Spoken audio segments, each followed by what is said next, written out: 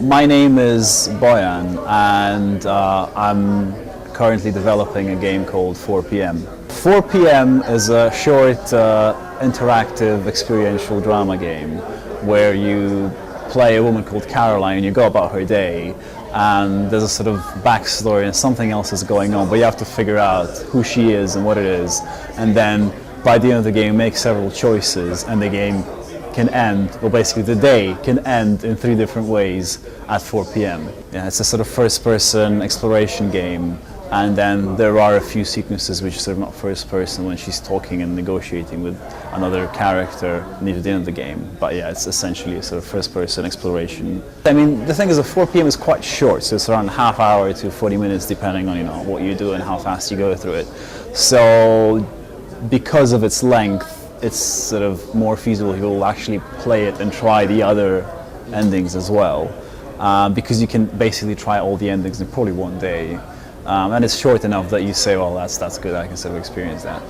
I would say it's not just Heavy Rain, there's a few other things like Gone Home and Dear Esther, and sort of maybe even the Stanley Parable to a certain extent, which are sort of similar things to what I'm doing, but my game is a bit different because I've went all in with sort of getting characters in there, fully voiced, lip-synced, animated, getting a score, getting sort of all the production values high enough, and then just seeing where it goes basically.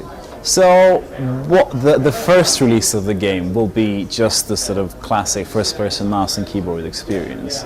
But I've been playing up with the Oculus Rift, and because it's mainly first-person, and because with the Oculus Rift and the VR experience, you get to be sort of put into the shoes of the character more than just looking at a screen.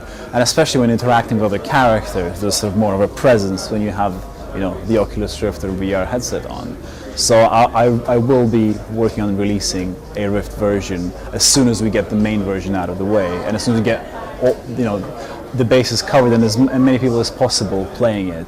Then we'll say we also want to have, it's probably going to be an update to the original game on Steam and say, well, there's Oculus Rift support now as well, so you can have an option, say use Oculus Rift, and you can put on Oculus Rift and go through the game with the Oculus Rift. A colleague of mine on the course, Albert, is developing an Oculus Rift game called Sandman.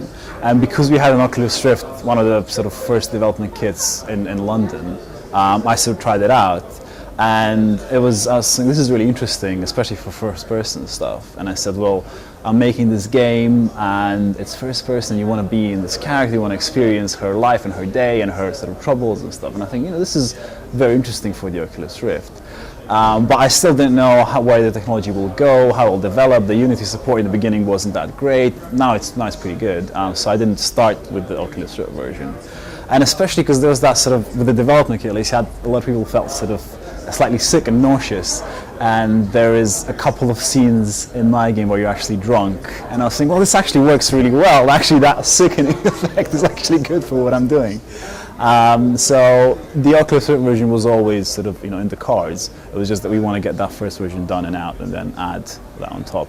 Any game that requires that you explore 3D space and look around, sort of interact with stuff. And especially since my game isn't reflex based, it's not really, you don't have to sort of swing about really quickly with your head. It's sort of more taking it all in slowly. I think it will add that additional level of immersion.